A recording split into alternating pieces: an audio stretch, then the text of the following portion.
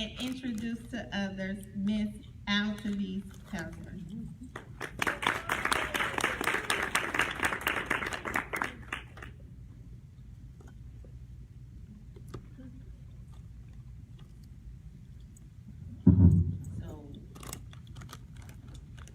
Something else that I'm a lover of is unicorns. I'm definitely different. I don't fit into the persona of what people would say is a regular quote unquote speaker. But what if I were to tell you that your pain could add revenue to your bottom line? That not only could your pain add revenue to your bottom line, but that it could change your legacy. That it can open up opportunities for you. That it can put you in the midst of people that you never thought that you would ever meet. Sounds interesting, right? So, I am a victor over molestation. I'm also the mother of 2 teen girls who are victors over molestation. That pushed me into my purpose. As the author, as the speaker, I know, listen, I'm an introvert as well. So believe me, usually I'm in the back of the room. Usually I'm in the back. Nobody knows who I am. You may see me, because I giggle a lot, so that stands out. So you may see me on that instance, but not in other instances. But it's still my pain. There was something about it. I'm gonna tell you why. In 2009, my daughters came home from a weekend at their father's. In a conversation that a normal, you know that quotation, a normal conversation, my daughter let me know that she had been molested. All I did was ask her how her weekend was. It's funny about conversations, right? Opens up some things that we don't always want to talk about. Opens up some things that may hurt us in the beginning. But it sent me on this whole journey, moving 2 states away from everybody that I knew. And so you know what I said? I'm going to write a book. I'm going to write a book because somebody ain't going to believe this unless I put it on paper. So I'm going to write it down. So for 8 years, I kept saying I'm going to write the book. I'm going to write it. It's going to be the press series. I'm going to put it out there because somebody needs it, right? Everything and anything came up against me because life happens. So the title of the book, quote myself on there. The first one is It's Okay to Cry. And I said, who wants to talk about it being okay to cry? But then I realized that as women, we don't cry. How many of you as women have walked around with the S on your chest, carrying everybody else's burdens, including your own? And when somebody asked you if you were okay, I'm okay. So for those 8 years that I struggled to write that book, I was sitting there telling everybody I was okay. I'm okay. I'm good. I had the smile on my face. I laughed. I showed up and I empowered everybody. I pushed everybody into their purpose. But I was scared to walk into mine. Because see, I told you that I'm a victor over molestation, but nobody knew. So imagine how painful that wound was when I found out that my girls had been molested. And still, I told no one. I kept it quiet. Because I'm Superwoman, right? I gotta take care of my babies. It came out in a conversation with my oldest daughter. Now, I have 4 teenagers. Bless me, in the morning, y'all just stretch your hands to Maryland because it's an interesting, I'm sorry, let me roll that back. I have 4 teenagers and a guinea pig. So you just stretch your hands towards Maryland each and every morning because I tell you it's something interesting every morning. But I said, okay, we were talking about trust. Her conversation, her words to me stung. She said, Mom, I feel like you don't trust me. And I said, well, no, it's not that I don't trust you. I don't trust other people. That kind of still sounds like I don't don't trust her, right? How many of you have had somebody say something along that lines and it kind of made you feel like, no, that still feels like you don't trust me. And in this discussion, I blurted out that I had been molested for the first time ever at the age of 35 in 2015.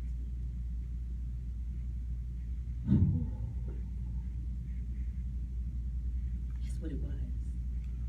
It was that breath of fresh air. It was that whoop. Okay, in the moment, I wanted to grab the words right out of the air before they could even reach her ears, but guess what? It was out there now. She stood there looking at me, tears streaming down her face.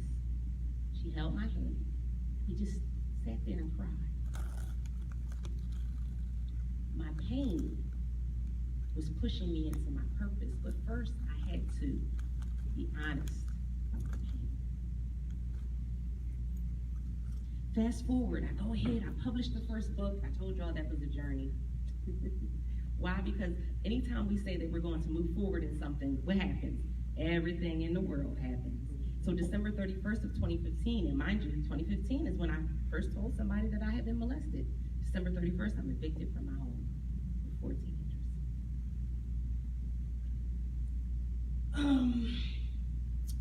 This purpose thing is supposed to be easy, right?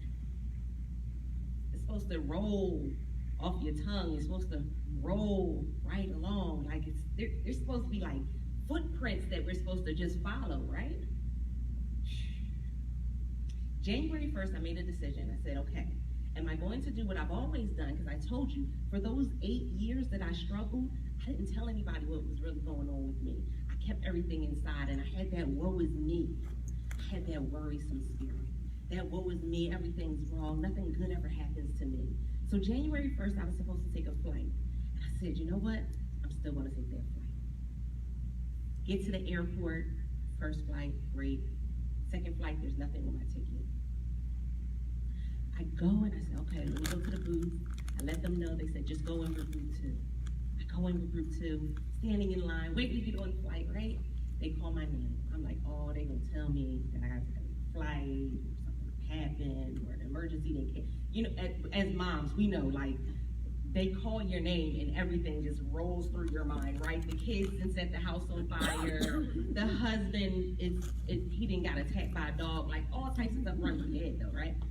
And so they call me back to the booth, and she hands me a new ticket, first class. My pain was pushing me into my purpose. Because see, it was painful for me to get on that flight in the midst of everything that was going on. It was painful. So I found that pain can push you in one of 3 ways. It can push you to be paralyzed and just stand right in the moment. A lot of times we see a lot of people that go through life paralyzed by some instance, some pain in their life. It can push you back and make you go right back to those childhood mentality. It can make you go back to the remembering of what people told you weren't good enough to do and who they said you would only be. Or it can propel you. So I chose to allow it to propel me. So in 2016, I decided I was going to rebrand my whole business. And guess what?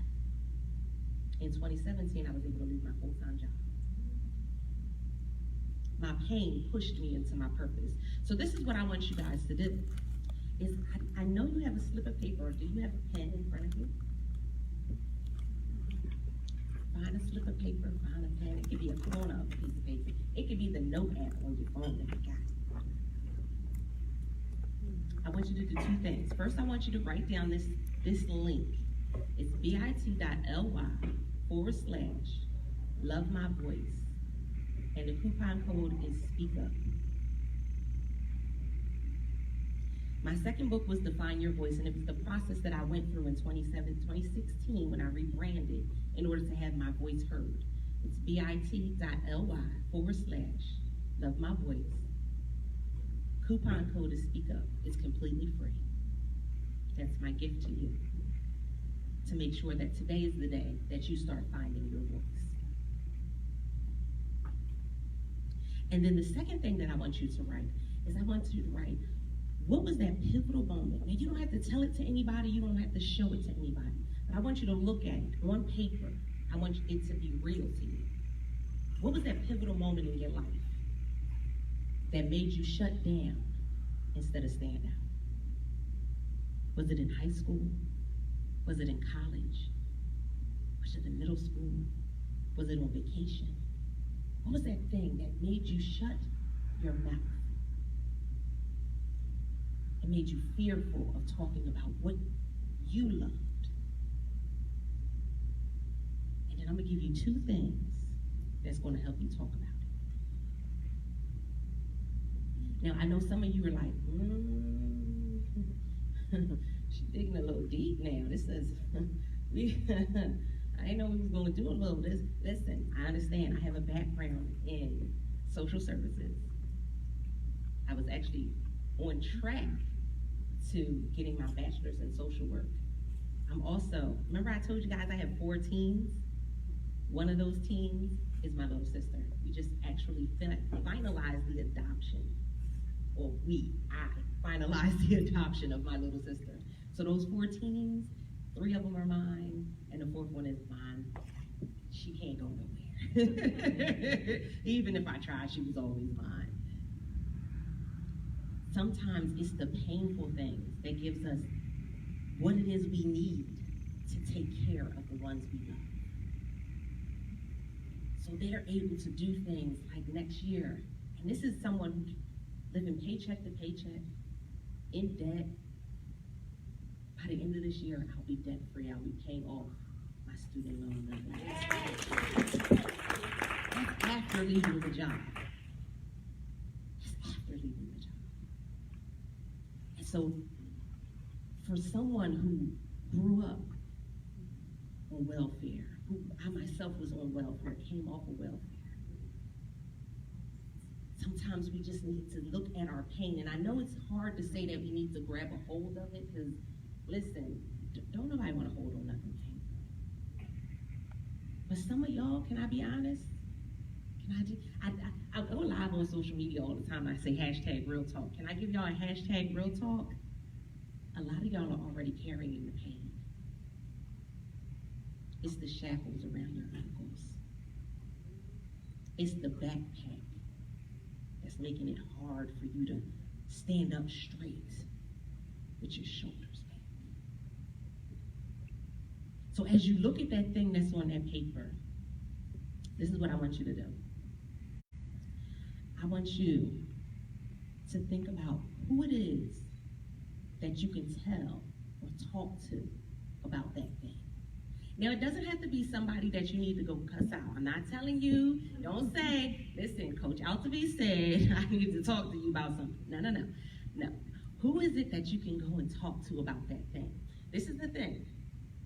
It may not be somebody that you are talking to just to release it. But when we release it, it helps somebody else to get released as well. So who's that person? Write that person's name down.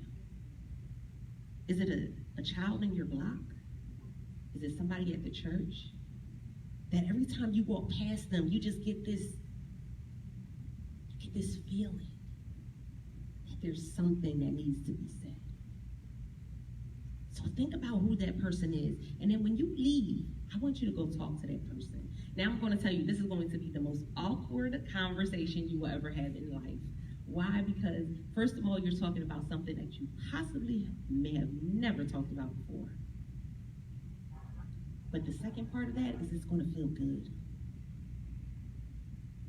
Even if you cry. Even if you can only get 3 words out. I was abused. Guess what? That can open up so much for somebody else. See, we see the whole thing going on right now with the hashtag #MeToo movement. There's another movement going on, the No Not Ever movement. And so we see that as one opens up, the floodgates opened up. Because people realized they weren't alone. And this is the second thing. So the second thing that I want you to do, after you talk to that person, no matter who that person is. I want you to document what was the response. Not just from the person. What was your response? Did you relax? Did you tense up? How did that make you feel? Now, you may never do anything else with that ever in life. Some of you may put it in your journal. Some of you may write your book and put it in your book, and that'll be great. Some of you may start a movement off of what you felt in that moment. I come to empower you to make that movement. Make it possible. Make it happen. It's not always easy. I get that part. But there's something you can do now. There's somebody you can talk to now. There's people waiting for you now. And so I go live each and every day on Facebook, on Periscope, and people flock to my broadcast from all over the world. London, Canada, all over the US. And just like Natasha said, guess what? Everybody that comes in is not going to share a heart. They may not share the broadcast, but they come in and they get something. You're holding on to somebody's key to unlock their door. What will you do with it? So one of the things that I started was a movement, and it's called Reactivate Me. And it's a community of female entrepreneurs who are coming together who said, you know what? I don't know how I'm gonna get it done, but I need to get started. I wanna get started today. And so the women in there are cancer survivors. They are women who have overcome domestic violence. They are women who are legally blind. They are women who are doing amazing things now. But when they started, it was just a thought. It was just, you know what? I need something just to reactivate me. And so if you would like more information about that, you can go to bit.ly/get-reactivated. Because sometimes it's great to be able to come to events. It's great to be able to sit amongst people. But guess what? We need that continued support. So that's what I do for them. Every Saturday morning at 8 a.m. we meet virtually. It's women all across the world. We come together and we talk about what's going good in business, what's going bad in business, what's changing in business, what is Mark doing on Facebook. Like, we talk about everything and anything, and it's that support that they need. Because guess what? Something that I found, and I'll leave you with this before we do our Q&A, is that as women, we forget. We get excited about starting the business, but we forget that there is a mindset shift that needs to happen. And it usually takes about 6 months to about a year and a half when we start. I mean, not when we say we want to do it, but when we really start and say we're all in, it takes about 6 months to a year and a half for us to shift our mindset from employee to entrepreneur. Because I can tell you, if you try to run your business as an employee, you won't make it past that 5-year mark. So there's this mental shift, and I always see it, and so I've tested it out with the women who are there, and they always tell me, yeah, it took me about 6 months. It took me about a year to get into that mindset of, I can. I'm reactivated now. I'm reactivated now. So if you get nothing else, I need you to get that understanding. Guess what? Same way I did it, you can do it as well. All right? Did we have any questions in the room? Yes, ma'am. I'm going to ask a question for you guys today. My question to you would be, you say go to the person. What if the person is no longer around? What if they're deceased, or you have no way to communicate them, or they hurt you and you cannot bear to actually communicate with them? What would you recommend? So that's an interesting process. My mother went to her grave never knowing that I had been abused. Because it happened during a time when I wasn't actually living with my mother. And so I felt, even though I was young, I felt like I needed to protect her. Again, we're always in that protective mood. And so I never told her. And so what I did was, when I wrote my first book, I read it out loud as if she was standing in front of me. So sometimes they may not be able to be in front of you physically. They may not be a phone call away, and that's okay. Take that moment and have that conversation anyway. You wanna know why? It releases something for you. They may not be able to say, I'm sorry. They may not be able to. But it'll release something, and it'll take you to a whole other level. Did we have any other questions? Question for you all? Okay, well, thank you so much for your transparency. Thank you so much for your courage. And you guys, I'm a people watcher, and she told me she was a speaker, right? But let me tell you how I know she is a speaker, no matter where she is in the process. She set a recorder and she recorded herself.